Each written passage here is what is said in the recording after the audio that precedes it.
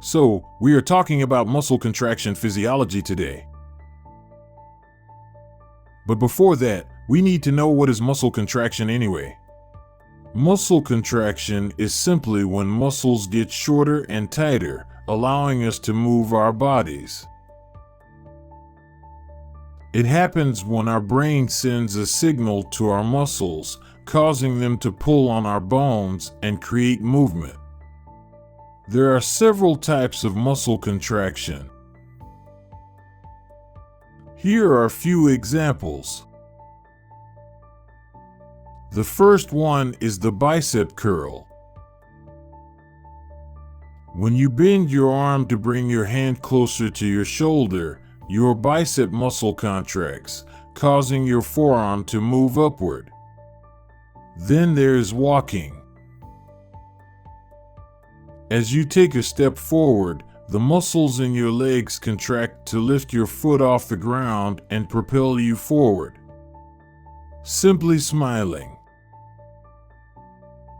When the muscles around your mouth contract, pulling the corners of your lips upward creates a smile. And lastly, gripping. When you clench your hand into a fist, the muscles in your fingers contract, allowing you to hold onto objects tightly. All of this is part of muscle contraction. It is important to note that there are 3 types of muscles in our body. Cardiac muscles, smooth muscles, and skeletal muscles. Cardiac muscles consist of branching cells connected by intercalated discs.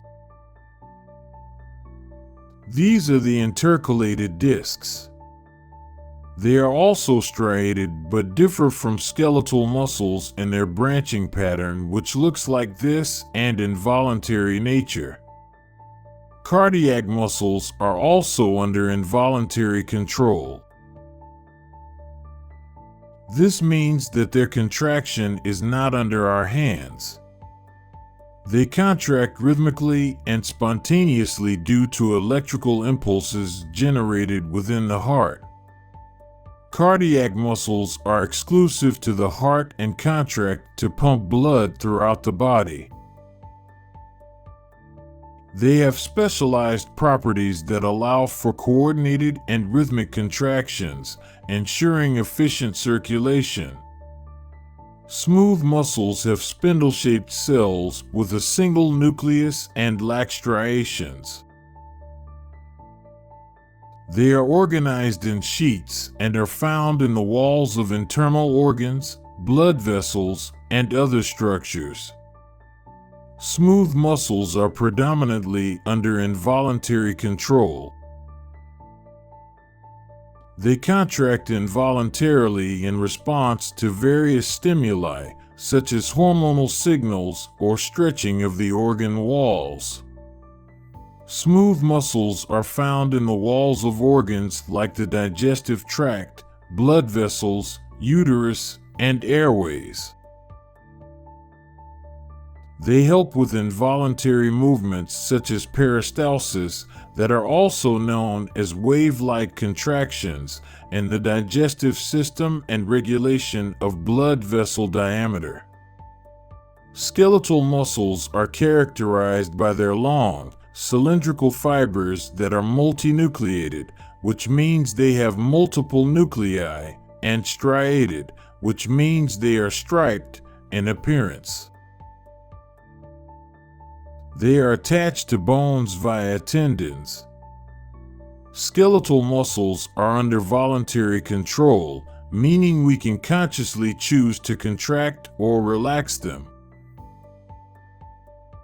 Skeletal muscles are attached to bones and play a crucial role in body movements, posture, and locomotion. The voluntary muscle contractions of the body are done by skeletal muscles, which we have discussed before as well. Let us dive deeper into the skeletal muscle. Every one of us has peeled an onion. But have you observed it closely? With all the layers within the layers? You peel off the first layer and there you have an intact onion again. You peel off the second layer and voila! Once again an intact onion. The same is the case with our human body. Remove its layers and you'll see a brand new layer with intact structure and functions. Out of these layers, today we will be talking about skeletal muscle and its related layers. Why do we call them skeletal muscles? Well, they are basically attached to the skeletal system and their major role comes in the locomotion of the body. They basically comprise 40% of the body mass. And they are evenly distributed in our bodies.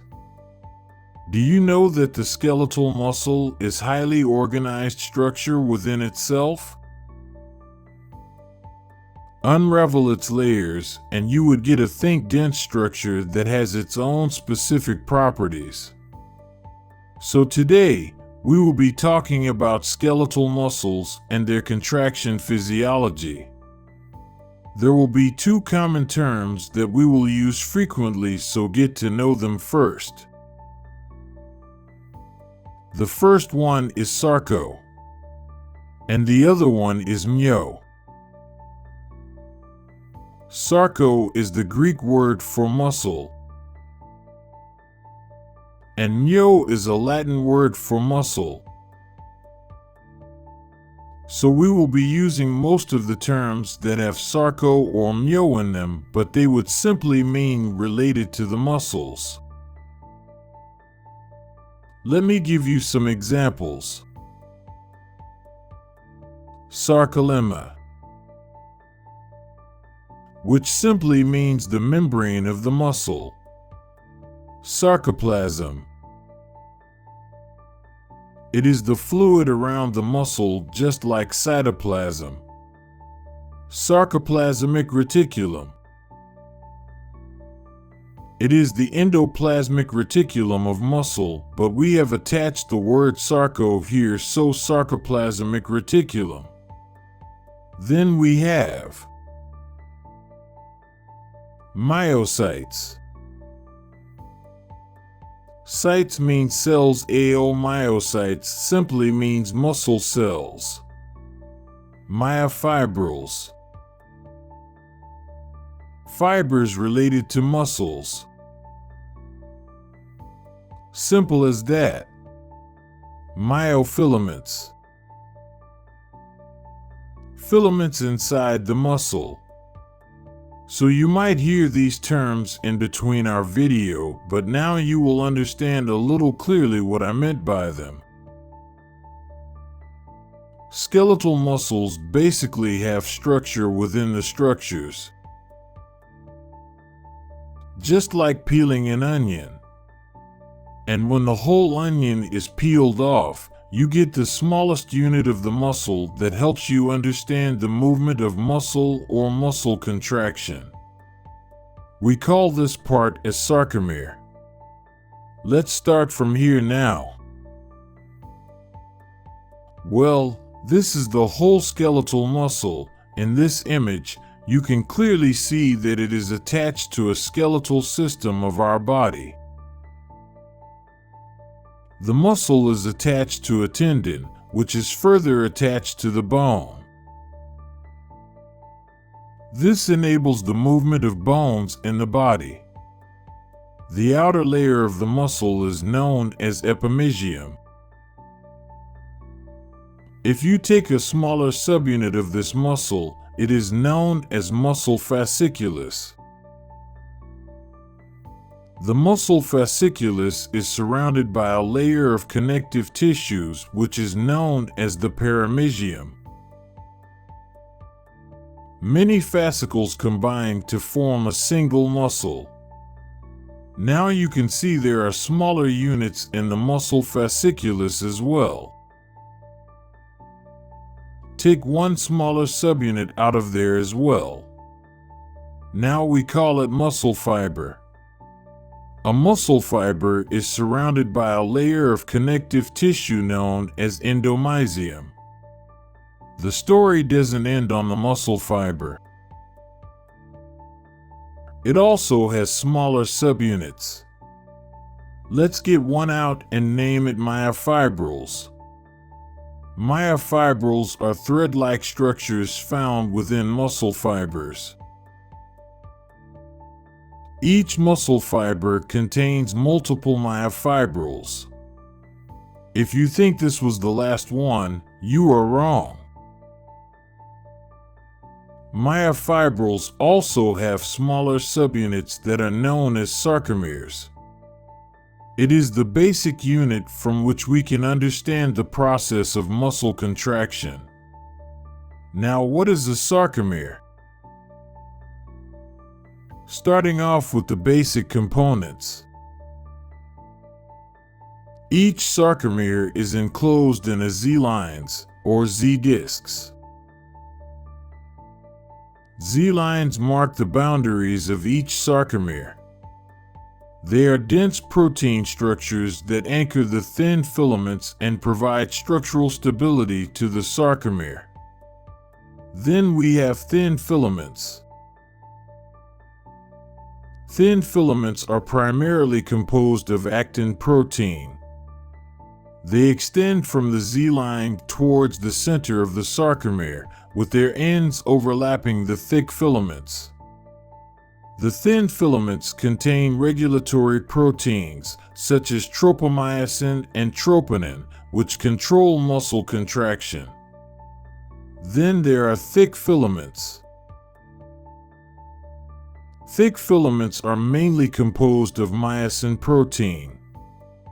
They are located in the center of the sarcomere, with their heads projecting towards the thin filaments. The myosin heads interact with the actin filaments during muscle contraction, generating the force for movement. Then there is the M-line.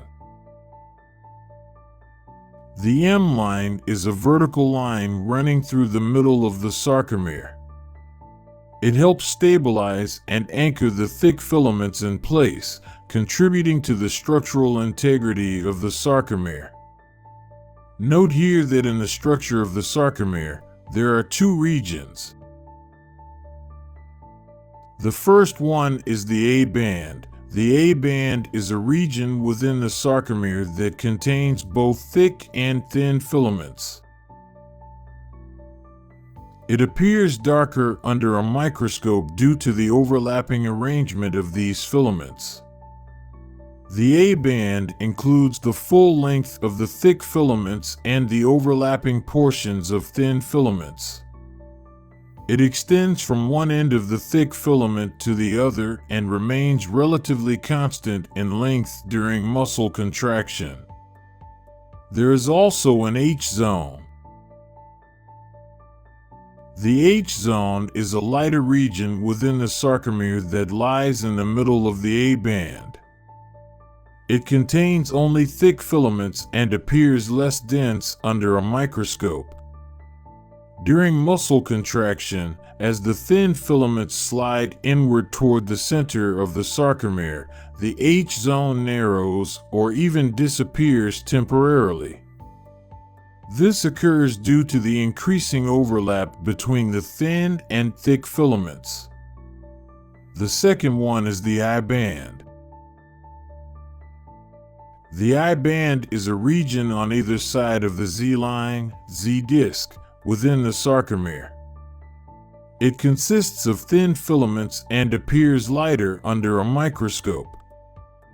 The I-band contains only actin filaments without overlapping myosin filaments. During muscle contraction, the I-band narrows as the thin filaments slide inward toward the center of the sarcomere. Within this assembly of the sarcomere, we have a special protein known as titin. Titin is a large protein in muscle cells that provides structural support and elasticity, and helps assemble the sarcomere. It acts as a molecular spring, allowing muscles to stretch and recoil. So, if we combine multiple sarcomeres, what do we get? It is myofibrils. If we combine multiple myofibrils, what do we get? We get muscle fiber. Then again, combining multiple muscle fibers, and we will get muscle fasciculus. And multiple muscle fasciculus will form a solid muscle that we are familiar with the name a skeletal muscle. So, this highly organized structure helps us in the movement of our body and performing muscle contraction. That was a little detailed analysis of the skeletal muscles. Let us talk about the process and steps involved in muscle contraction briefly. Watch our medical videos anytime and anywhere. Download sqadia.com app now.